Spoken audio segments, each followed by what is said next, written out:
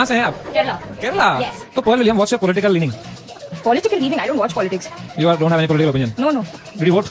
Me? No. Kerala sir 100% literacy sir. Social മീഡിയയിൽ ഇപ്പോൾ വൈറലായിക്കൊണ്ടിരിക്കുന്ന ഈ ഒരൊറ്റ വീഡിയോ ആണ്. എനിക്ക് പറയാനുള്ളത് കേരളത്തിലെ 2K കിഡ്സിനോടാണ്. കേരളത്തിലെ മുഖ്യമന്ത്രി ആരാണെന്നും കേരളത്തിന്റെ പ്രതിപക്ഷ നേതാവ് ആരാണെന്നും കേരളത്തിൽ എത്ര മന്ത്രിമാരുണ്ടെന്നും കേരളത്തിൽ എത്ര നിയമസഭാ മണ്ഡലങ്ങൾ ഉണ്ട് എന്നൊന്നും അറിയാൻ വരാത്ത കേരളത്തിലെ 2K കിഡ്സിനോടാണ് എനിക്ക് പറയാനുള്ളത്. നിങ്ങളിൽ ഒരാൾ കാരണം ഈ രാജ്യത്ത് കേരളമാകെ അപമാനിക്കപ്പെടുന്ന ഒരു സാഹചര്യമാണ് ഉണ്ടായിരിക്കുന്നത്. പൊളിറ്റിക്സ് എന്താണെന്നും കേരള പൊളിറ്റിക്സ് എന്താണെന്നും അറിയാൻ മേലാത്ത 2K കിഡ്സ്, ന്യൂജൻ എന്നും ന്യൂ ജനറേഷൻ എന്നും പറയുന്ന വെളിവും ബോധവും ഇല്ലാത്ത 80% വരുന്ന 2K കിഡ്സിനോടാണ് പറയുന്നത്. നിങ്ങളിൽ 80% അല്ലെങ്കിൽ 85% വരുന്ന ആളുകൾക്ക് എന്താണ് പൊളിറ്റിക്സ് എന്നും എങ്ങനെയാണ് പൊളിറ്റിക്സ് എന്നും പ്രത്യേകിച്ച് കേരള പൊളിറ്റിക്സ് എന്താണെന്നും നിങ്ങൾക്ക് അറിയത്തില്ല.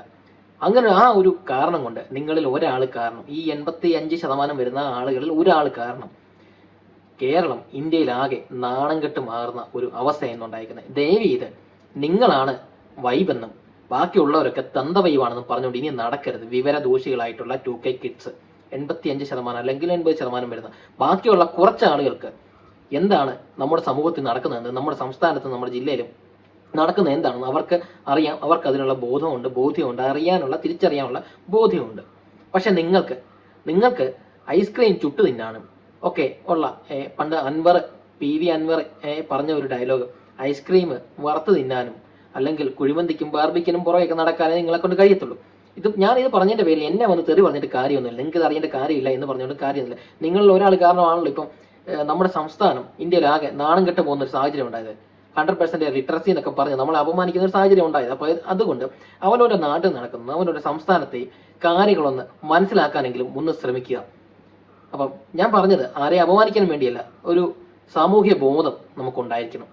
ഇതില്ലെന്നുണ്ടെങ്കിൽ നമ്മൾ പലയിടത്തും ഇനിയും നാണം കെടേണ്ട അവസ്ഥ ഉറപ്പായിട്ടും ഉണ്ടാകും. നമ്മളല്ല, നിങ്ങൾ നാണം കെടേണ്ട അവസ്ഥ, നിങ്ങൾ മൂലം നമ്മളെല്ലാവരും നാണം കെടേണ്ട അവസ്ഥ ഉണ്ടാകും. അതുകൊണ്ട് ഇനിയെങ്കിലും സാമൂഹ്യ ബോധം ഉണ്ടാവണം. അതുകൊണ്ട് നമ്മുടെ സമൂഹത്തിൽ നടക്കുന്ന കാര്യങ്ങളെക്കുറിച്ചുള്ള ഒരു ബോധവും തിരിച്ചറിവും നമുക്കുണ്ടാവുന്നത് എന്തുകൊണ്ടും നല്ലതാണ്. ഞാൻ പറഞ്ഞത് ശരിയാണെന്ന് തോന്നുന്നവർ ഒന്ന് ഷെയർ ചെയ്യണം. ദയവ് ചെയ്ത് മണ്ടന്മാരും മന്ദബുദ്ധികളുമായി വളരരുത്.